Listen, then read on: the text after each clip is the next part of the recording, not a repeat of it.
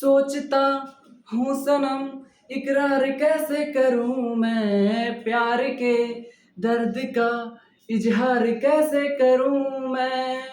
हम तो हैं तेरे धड़कनों में, हम तो हैं तेरे धड़कनों में। क्यों दर्द जिगर को बढ़ाया बढ़ाया, क्यों दर्द जिगर को बढ़ाया।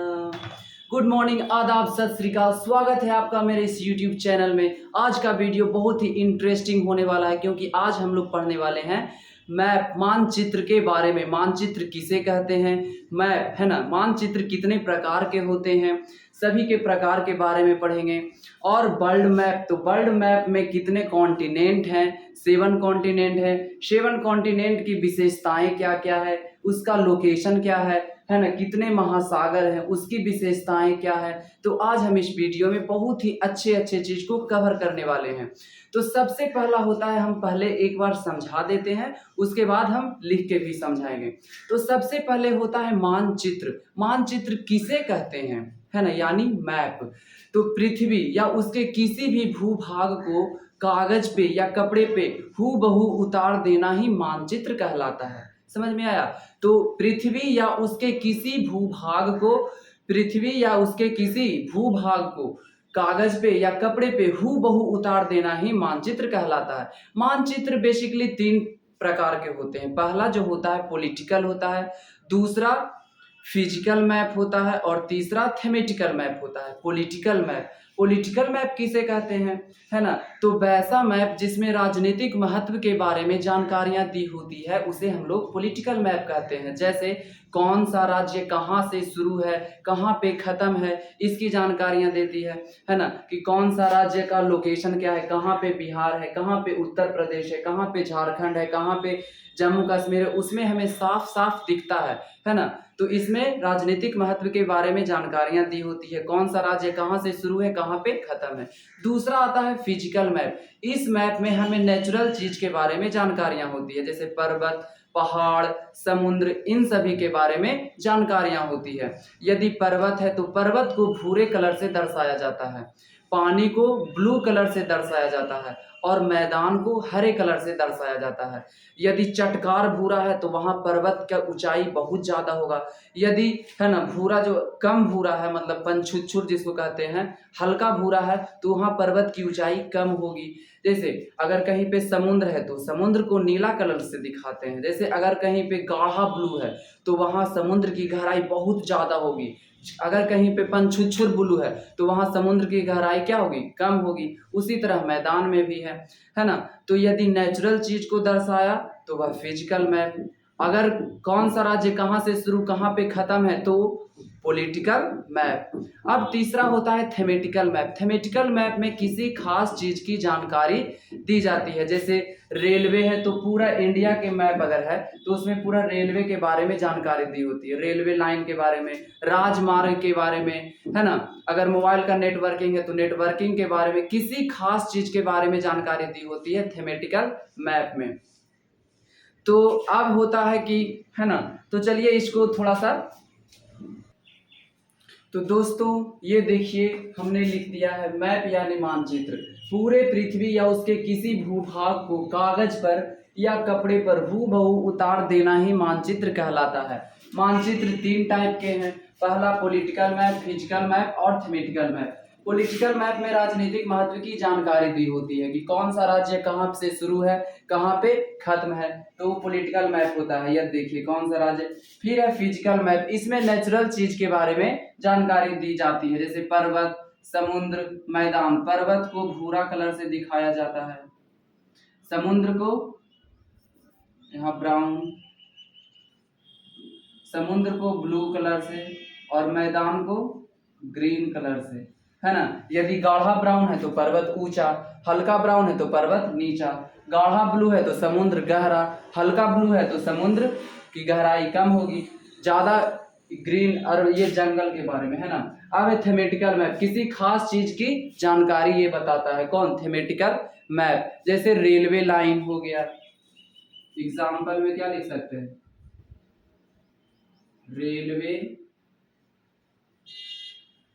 लाइन और राजमार्ग, है ना। जैसे मान लिया जाए यहाँ पे इंडिया का मैप बनाते हैं,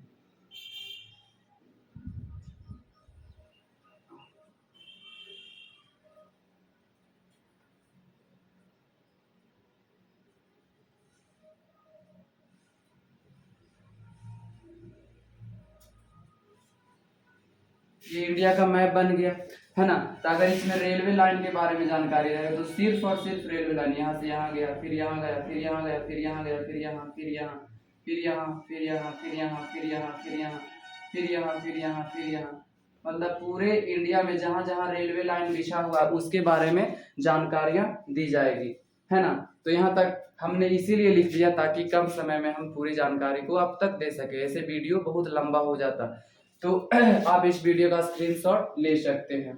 अब हम आगे पढ़ेंगे कि जैसे मैप है तो एक वर्ल्ड मैप होता है और एक इंडियन मैप होता है। तो वर्ल्ड मैप के बारे में थोड़ा सा हम जानकारी अभी प्राप्त करेंगे। तो सबसे पहले वर्ल्ड मैप जो होता है उसे हम अभी बनाएंगे भी। तो वर्ल्ड मैप में 7 कॉन्टिनेंट होते हैं। कितने कॉन्टिनेंट? 7 महाद्वीप। तो महाद्वीप किसे कहते हैं? तो ध्यान से सुनिए, अगर एरिया छोटा है और पानी से घिरा हुआ है तो उसे हम लोग द्वीप कहते हैं, है ना। एरिया छोटा है और पानी से घिरा हुआ है तो उसे द्वीप कहेंगे। जैसे अंडमान निकोबार द्वीप, ये एक द्वीप है। लक्षद्वीप, है ना, ये सब क्या है? द्वीप है। एरिया छोटा है और पानी से घिरा हुआ है। अगर एरिया बहुत बड़ा है और वह जब पानी से घिरा हुआ होता है तो उसे हम लोग महाद्वीप कहते हैं। जिस पर, है ना, 10 या 20 कंट्री या 50 कंट्री आ जाए उसे हम लोग महाद्वीप कहते हैं। जैसे एशिया महाद्वीप, एशिया महाद्वीप में 50 कंट्री हैं। Asia, Africa, north America, south America, Antarctica, Europe, Australia, ये सभी क्या है? महाद्वीप है। इस पे बहुत सारे कंट्री निवास करते हैं, है ना। बहुत सारे कंट्री स्थित है, चूंकि बहुत बड़ा है ना। तो यहाँ तक आप लोग को समझ में आ गया। आइए हम लोग अब वर्ल्ड मैप को बनाते हैं। तो उसके बनाने से पहले सबसे पहले देख लेते हैं 7 कॉन्टिनेंट कौन कौन है। तो पहला में आता है एशिया, फिर अफ्रीका, फिर north America, south America, Antarctica, Europe और ऑस्ट्रेलिया, ये 7 कॉन्टिनेंट होते हैं। अब एशिया के बारे में, तो एशिया जो है सबसे बड़ा कॉन्टिनेंट है, सबसे बड़ा महाद्वीप है। यहाँ पॉपुलेशन सबसे ज़्यादा है, पॉपुलेशन सबसे ज़्यादा। जब पॉपुलेशन ज़्यादा रहेगा तो यहाँ लड़ाई भी सबसे ज़्यादा होता है। अब आ जाइए अफ्रीका में। अफ्रीका में गरीबी बहुत ज़्यादा है, गरीबी, है ना। अफ्रीका एकमात्र ऐसा महाद्वीप है जहाँ से 3 रेखाएं गुजरती है ना। Equator line, tropic of cancer और ट्रॉपिक ऑफ कैप्रिकॉर्न, हिंदी में विषुवत रेखा, है ना। ट्रॉपिक ऑफ कैंसर कर्क रेखा और ट्रॉपिक ऑफ कैप्रिकॉर्न मकर रेखा, है ना।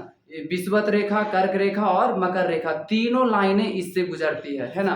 और कर्क रेखा और मकर रेखा के बीच में सूर्य की लाइट सीधी पड़ती है, जिस कारण यहाँ गर्मी भयानक होता है और यहाँ के लोग एकदम करिया मंगरैला की तरह होते हैं अफ्रीका में। तो अफ्रीका में थे, अफ्रीका में सबसे ज़्यादा गरीबी है।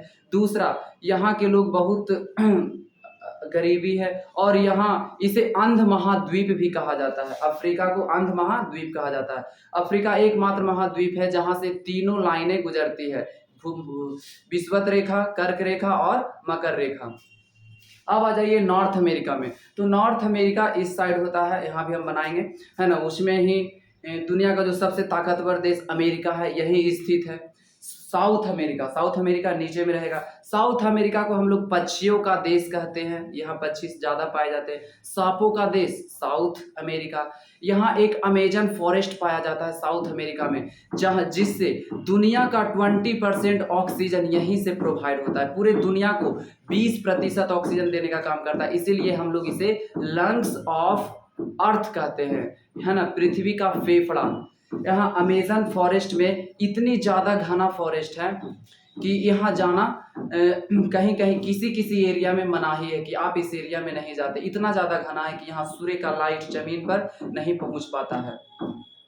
अब हम लोग यहाँ तक साउथ अमेरिका तक आ गए थे। उसके बाद आ जाइए कहाँ? साउथ अमेरिका के बाद नीचे में अंटार्कटिका आता है। नीचे में अंटार्कटिका, अंटार्कटिका चूंकि यह देखिए विषुवत रेखा से एकदम बहुत ज़्यादा नीचे होता है, सबसे ज़्यादा नीचे में होता है। यहाँ सूर्य की लाइट एकदम तिरछी पड़ती है, तिरछी पड़ने के कारण यहाँ ठंड बहुत ज़्यादा होती है, जिस कारण यहाँ पूरा का पूरा बर्फ में तब्दील हो जाता है ना। तो ये जो अंटार्कटिका महाद्वीप है, बहुत बड़ा महाद्वीप है, ये यहाँ पूरा का पूरा बर्फ जमा रहता है ये है ना।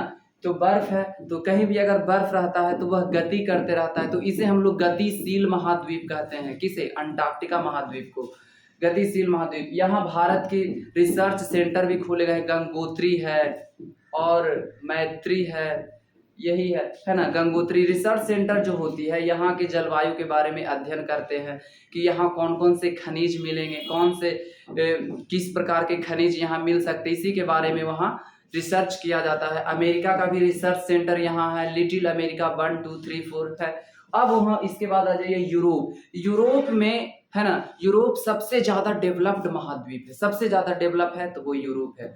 अब है यूरोप में एक भी रेगिस्तान नहीं है, यूरोप में एक भी रेगिस्तान नहीं है। क्योंकि रेगिस्तान नहीं है क्योंकि इसके बगल से गर्म जलधाराएं गुजरती है, इसके बगल से गर्म जलधारा गुजरती है। जब गर्म जलधारा गुजरती है, जलधारा किसे कहते हैं, है ना, जब बहुत सारा पानी एक साथ जब जब चलता है तो उसे जलधारा का रूप देते, जलधारा कहते हैं। तो इसके बगल से गर्म जलधारा गुजरती है, तो गर्म जलधारा बाष्प बन के ऊपर आता है ना, ऊपर बादल का निर्माण करता है, बादल का निर्माण करता है तो वहाँ बारिश होती है, तो बारिश होती है तो वहाँ एक भी रेगिस्तान नहीं है। अब आ जाइए कहाँ, ऑस्ट्रेलिया में। ऑस्ट्रेलिया जो है सबसे छोटा है ना। चलिए अब हम इसे बनाने का प्रयास करते हैं।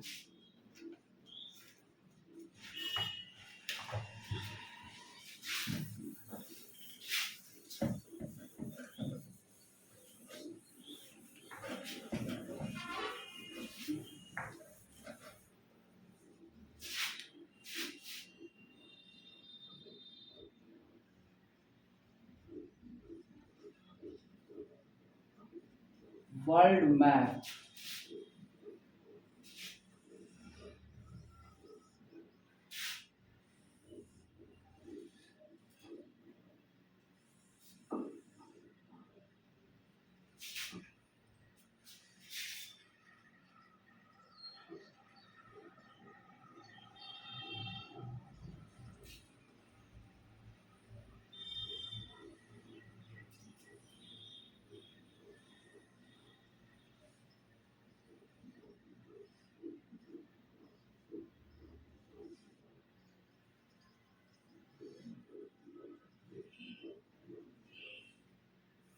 क्योंकि इतना अच्छा तो हम बना नहीं सकते, लेकिन फिर भी ट्राई करते हैं।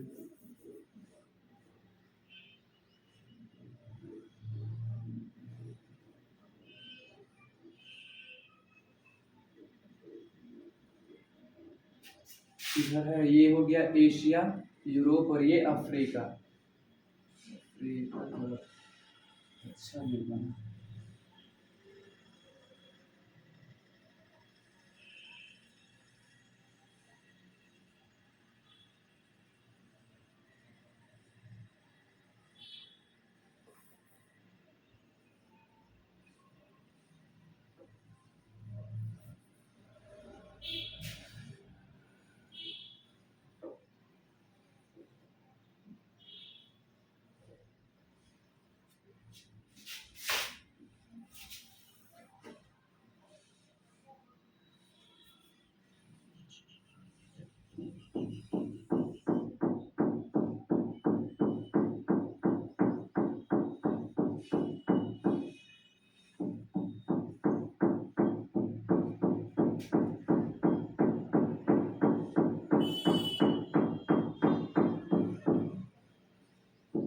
है ना।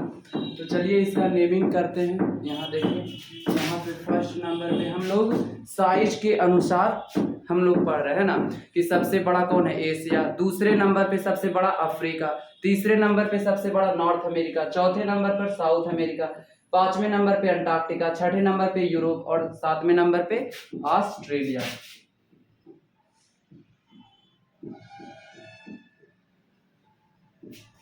Asia, Africa,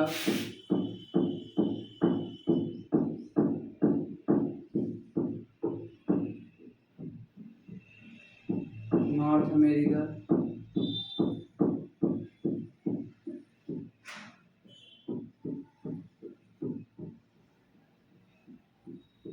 south America,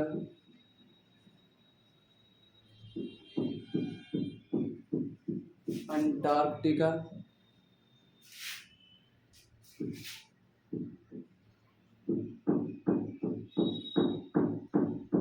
Europe,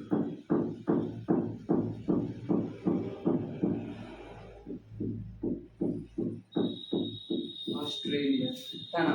तो जैसा कि देख सकते हैं सबसे बड़ा कौन हो गया, Asia, Africa, north America, south America, Antarctica, Europe और ऑस्ट्रेलिया, यही हमारा 7 कॉन्टिनेंट है। तो एक बहुत आसान तरीके से याद कर ले, Asia Africa, Asia Africa, Asia Africa, north America, south America, Antarctica, north America, south America, north America, south America, Antarctica, Europe, Antarctica, Europe और लास्ट में ऑस्ट्रेलिया। एक बार फिर से, Asia Africa, Asia Africa, north America, south America, north America, south America, Antarctica, Europe, Antarctica, Europe और 7वें number पे है Australia, है ना। तो यही कॉन्टिनेंट है। एशिया के बारे में हम बताएं कि ये साइज में क्या है, सबसे बड़ा है, सबसे ज्यादा पॉपुलेशन एशिया, है ना, सर्वाधिक लड़ाई एशिया, है ना। अफ्रीका को अंध महाद्वीप, अंध महाद्वीप अफ्रीका, है ना। अफ्रीका एक ऐसा महाद्वीप है जहां से तीनों लाइनें गुजरती है, विषुवत रेखा, कर्क रेखा और मकर रेखा। तीसरा है नॉर्थ अमेरिका, यहाँ अमेरिका जो कि सबसे ज्यादा पावरफुल है इसी में है, नॉर्थ अमेरिका में। साउथ अमेरिका में, है ना, सांपों का देश साउथ अमेरिका, पक्षियों का देश south America, Amazon forest south America. Antarctica को हम लोग गतिशील महाद्वीप कहते हैं। यहाँ भारत का रिसर्च सेंटर है मैत्री और गंगोत्री। ये अमेरिका का लिटिल अमेरिका 1 2 3 4। अब 6 नंबर पे यूरोप, यूरोप सबसे ज्यादा डेवलप है। यहाँ एक भी रेगिस्तान नहीं है क्योंकि इसके बगल से गर्म जलधाराएं गुजरती है। गर्म जलधारा गुजरने के कारण, है ना, यहाँ भाप बन के ऊपर जाता है तो बादल का निर्माण करता है, बारिश होता है, तो यहाँ एक भी रेगिस्तान नहीं है। ऑस्ट्रेलिया सबसे छोटा है ना। ऑस्ट्रेलिया चूंकि यहाँ चार लोगों का समूह है, माइक्रोनेशिया, मेलानेशिया, पॉलिनेशिया, ऑस्ट्रेलिया, है ना। यहाँ पे है Micronesia, Melanesia, Polynesia, Australia. Australia चूंकि इस चारों में सबसे बड़ा है, चूंकि घर में जो सबसे बड़ा बेटा होता है उसी के नाम से सब लोग को जानते हैं, उसी तरह यहाँ पे ऑस्ट्रेलिया सबसे बड़ा है, इसीलिए ऑस्ट्रेलिया को, है ना, ऑस्ट्रेलिया चारों के गायब कर देते हैं, सिर्फ ऑस्ट्रेलिया को जानते हैं। एक जेलांडिया महाद्वीप था, 8वां महाद्वीप, जो अब जलमग्न हो चुका है, जो कि इसका यहाँ पे था जेलांडिया महाद्वीप, है ना। तो हम लोगों ने 7 कॉन्टिनेंट के बारे में पढ़ लिया। अब हम पढ़ेंगे महासागर के बारे में कि महासागर कितने होते हैं। तो महासागर जो होते हैं, पांच महासागर होते हैं। कौन कौन? तो पहला प्रशांत महासागर, दूसरा अटलांटिक महासागर, तीसरा हिंद महासागर, चौथा अंटार्कटिक महासागर और 5वां आर्कटिक महासागर। इंग्लिश में बात करें तो पैसिफिक ओशियन, है ना, पैसिफिक ओशियन यहाँ पे हो जाएगा पैसिफिक ओशियन, अटलांटिक ओशियन यहाँ पे हो जाएगा इंडियन ओशियन, है ना, और नीचे में हो जाएगा अंटार्कटिक ओशियन और 5 में हो जाएगा ऊपर में आर्कटिक ओशियन। तो चलिए इसको बनाने का प्रयास करते हैं। तो ये जैसे यहाँ यह देखिए, यहाँ पे महासागर, ये हमारा वर्ल्ड मैप है ना, खुला हुआ मैप है। अगर इसको पीछे की ओर, हमारा पृथ्वी क्या है, गोल है, इसको खोल कर दिखाया गया है। अगर हम इसको क्या करेंगे, ऐसे की ओर ऐसे क्लोज करते हैं तो महासागर इधर भी है और महासागर इधर भी है, दोनों क्या होगा, आपस में मिल जाएगा। तो पैसिफिक ओशियन इधर भी हो जाएगा और पैसिफिक ओशियन उधर भी हो जाएगा। अगर फोल्ड करते हैं, इसको मोड़ने का काम करते हैं, तो दोनों पीछे की ओर मिल जाएंगे, है ना। तो यहाँ पे ए नंबर में क्या लिखेंगे, पैसिफिक ओशियन। 2 नंबर पे ये कौन सा ओशियन है, बी नंबर इसको देते हैं Atlantic Ocean, Atlantic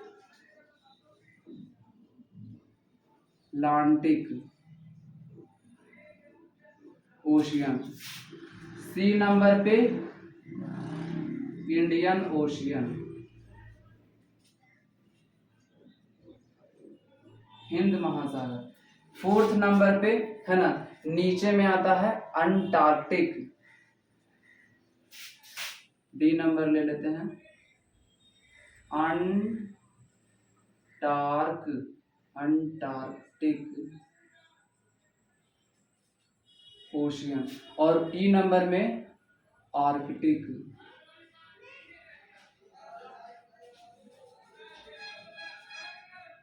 Arctic ocean, है ना। तो पैसिफिक ओशियन सबसे बड़ा है ना, हम साइज के अनुसार हम लोग बात कर रहे हैं। पैसिफिक ओशियन सबसे बड़ा है, फिर उसके बाद दूसरा नंबर पे अटलांटिक, फिर तीसरा इंडियन, अंटार्कटिक, आर्कटिक ओशियन। आपको याद हो जाना चाहिए इसी वीडियो में, है ना। तो Pacific ocean, Atlantic ocean, Pacific ocean, Atlantic ocean, Pacific ocean, Atlantic ocean, Indian ocean, Indian ocean, Pacific ocean, Atlantic ocean, Indian ocean. चौथा नंबर पे अंटार्कटिक ओशियन और पांचवा में है आर्कटिक ओशियन। पैसिफिक ओशियन सबसे बड़ा महासागर है ना, सबसे बड़ा महासागर है। अब है अटलांटिक ओशियन। अटलांटिक ओशियन को हम लोग एस आकार का महासागर कहते हैं, क्योंकि ये एस आकार में होता है, ऐसे करके एस आकार में अटलांटिक ओशियन होता है। इंडियन ओशियन, इंडियन ओशियन यह देखिए आधा में तो है लेकिन ऊपर इसके महाद्वीप है ना, यानी कॉन्टिनेंट, ऊपर में कॉन्टिनेंट है, इसीलिए हम लोग इसे अर्ध महासागर कहते हैं। इंडियन ओशियन को अर्ध महासागर कहते हैं। ये एकमात्र महासागर है जिसका नाम किसी देश पे पड़ा है ना, इंडियन ओशियन, हिंद महासागर। चौथा नंबर पे है अंटार्कटिक ओशियन, है ना। इसी को वैज्ञानिकों ने, है ना, इन्हीं सभी का पानी, जैसे पैसिफिक ओशियन का नीचे वाला पार्ट, अटलांटिक ओशियन का नीचे वाला पार्ट और इंडियन ओशियन का नीचे वाला पार्ट को मिला दिया और अंटार्कटिक ओशियन बना दिया। तो ये अंटार्कटिक ओशियन है। और ऊपर में आर्कटिक ओशियन, है ना। ये ऊपर में होने के कारण, जैसे ये पृथ्वी है, जैसे ये पृथ्वी है ना, तो ये ऊपर में है तो हम लोगों को दिखता नहीं है, इसीलिए हम लोग इसे छुपा हुआ महासागर कहते हैं।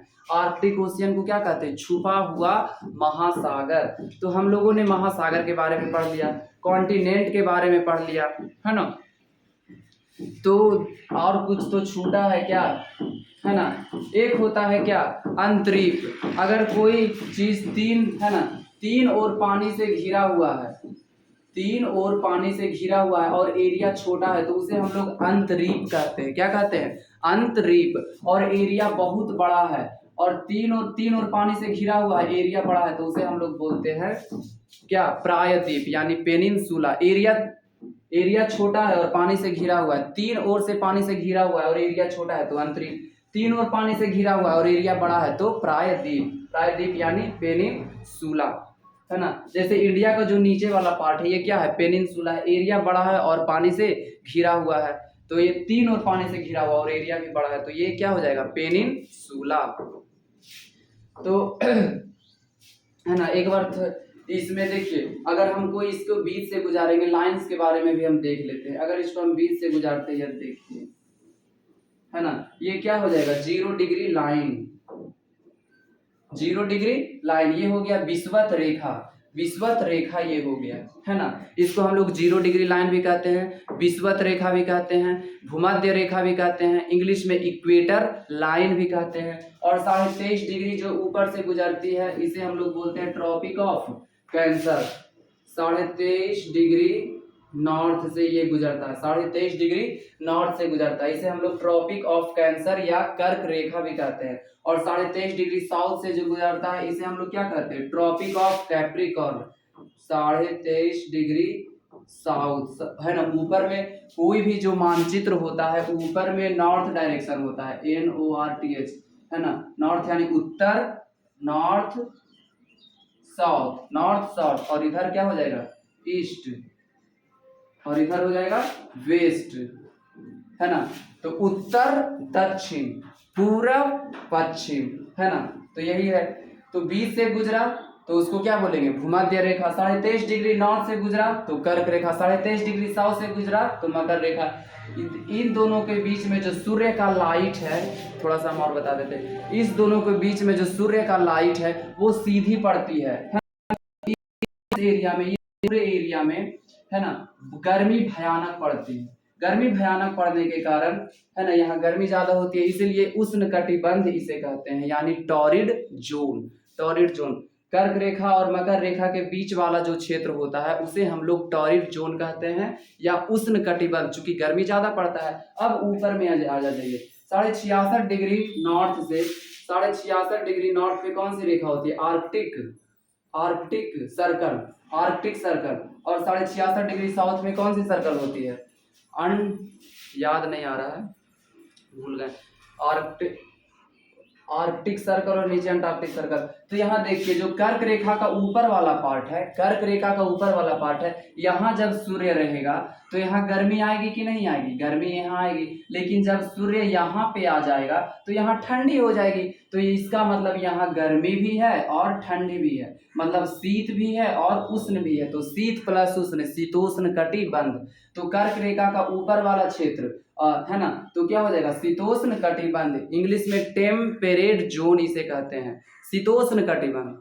शीतोष्ण कटिबंध, टेम्परेट जोन। उसी प्रकार यहाँ भी हो जाएगा, जो मकर रेखा के नीचे वाला क्षेत्र है वो क्या हो जाएगा? टेम्परेट जोन, टेम्परेट जोन, शीतोष्ण कटिबंध। यहाँ भी शीत प्लस उष्ण, मतलब ठंडा भी रहेगा और गर्मी भी रहेगा, शीतोष्ण कटिबंध, टेम्परेट जोन, है ना। और अंटार्कटिक सर्कल के जो नीचे वाला एरिया होता है वो बहुत ज्यादा ठंडा होता है, क्योंकि वहाँ सूर्य का जो लाइट होता है एकदम तिरछा पड़ने के कारण वहाँ ठंडी बहुत ज्यादा होती है। तो उसे हम लोग बोलते हैं, वहाँ सिर्फ और सिर्फ ठंडी ही रहती है, शीत ही रहता है, तो उसे बोलते हैं शीत कटिबंध। ऊपर यहाँ भी आर्कटिक सर्कल के ऊपर भी हो जाएगा शीत कटिबंध, फ्रिजिड जोन। और शीत कटिबंध को भी दो भागों में बांटा गया है, एक होता है टुंड्रा और टैगा। टुंड्रा सबसे ऊपर वाला जो पार्ट होता है वो टुंड्रा कहलाता है, और टुंड्रा से जो नीचे वाला पार्ट होता है उसको टैगा कहते हैं, है ना। तो शीत कटिबंध को भी दो भागों में बांटा, टुंड्रा और टैगा, टुंड्रा ऊपर और टैगा नीचे। तो एक बार हम फिर से रिकॉल कर देते हैं, कर्क रेखा और मकर रेखा के जो बीच वाला क्षेत्र है उसे हम लोग क्या कहेंगे? उष्ण कटिबंध, टॉरिड जोन। कर्क रेखा से ऊपर वाला क्षेत्र है ना, और नीचे मकर रेखा से नीचे वाला क्षेत्र को क्या बोलेंगे? शीतोष्ण कटिबंध, टेम्परेट जोन। यहाँ ठंडा भी रहती है और गर्मी भी रहती है। तीसरा, आर्कटिक सर्कल के ऊपर और नीचे है ना, जो 66.5 डिग्री जो लाइन है इसके नीचे क्या रहती है? ठंडी बहुत ज्यादा रहती है। तो यहाँ क्या हो जाएगा? शीत कटिबंध यानी फ्रिजिड जोन। फ्रिजिड जोन को दो भागों में बांटा गया, एक टुंड्रा और दूसरा टैगा। तो यहाँ देखने वाली बात है, ये जो उष्ण कटिबंध बीच वाला पार्ट है, यहाँ गर्मी बहुत ज्यादा रहती है। तो गर्मी पड़ने के कारण है ना, बाष्प, एकदम पानी का जो बाष्प होता है धाए धाए बाष्प बन के आकाश में जाता है, बादल का निर्माण करता है और बारिश होता है। तो यहाँ भयानक गर्मी भी पड़ती है और बारिश भी बहुत ज्यादा होती है इस एरिया में। तो यहाँ ना धूप की कमी है ना पानी की कमी है। तो इस एरिया में जितने भी पेड़ पौधे होते हैं वो शक्तिशाली होते हैं, लंबे लंबे होते हैं, है ना, ऊंचे ऊंचे होते हैं, उष्ण कटिबंध वाले, है ना।